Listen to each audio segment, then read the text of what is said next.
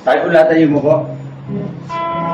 Ama naming makapangyarihan sa lahat, narito po kami at nagpupuri po muli sa iyo sa iyo pong banal na panambahan. Lord, bago po kami dumako sa aming panambahan, Lord, humingi po kami ng kapatawaran sa lahat po ng aming po mga nagawang pagkakasal at pagkakamali. Maliit man po, ito'y malaki. Ito po ay kasalanan, Lord. Hugasan po kami na iyo pong banal na dugo. Upang kami po ay makapasok sa iyo pong presensya. Lord, salamat po sa mga kapatid kong narito ngayon na nakahabol po sa amin po panambahan, Lord. Dalangin ko po ang mga pangailangan po nila sa araw-araw, Lord. Alam ko po na ito po ay iyong alam. Ganun din po sa kanila pong mga trabaho, Lord. Basbasan mo daw at pagpapalain, Lord. Bigyan mo po siya ng matagal na pamumuhay po sa mundong ito dahil napakasama po ng daigdig nito, Lord. Andiyan ka lang po sa amin lagi, sa aming tabi na kami po yung iniingatan sa aming pong mga lakad. Sa aming pong mga problema, ikaw po lamang ang tumutugon.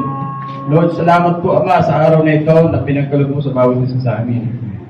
Kami po ay patuloy na sumamba sa iyo sa Espiritu at Katotohanan. Hindi po kami hinahadlangan ng kaaway, Lord, dahil ikaw po ang laging nangunguna sa aming pong sarili, Panginoon. Salamat po, Ama, at ganoon din po, Panginoon, sa mga wala pa po rito, Lord, tinatalay ko po kanila po payapak na huwag po sila yung makahabol sa araw nito dahil ang araw pong ito ay araw po ng panambahan, Lord.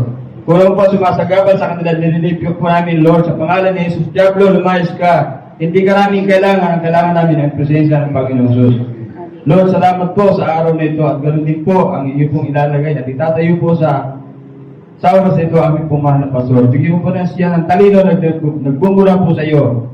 Ilagay mo lamang po siya sa iyong likuran at ikaw lang po ang makita at lahat po ng mamutawi sa kanya pong mga labi ay sa pamuhay po ng bawat isang narito ngayon. Ganun din po ang kanyang pamilya, dinadalahin ko po.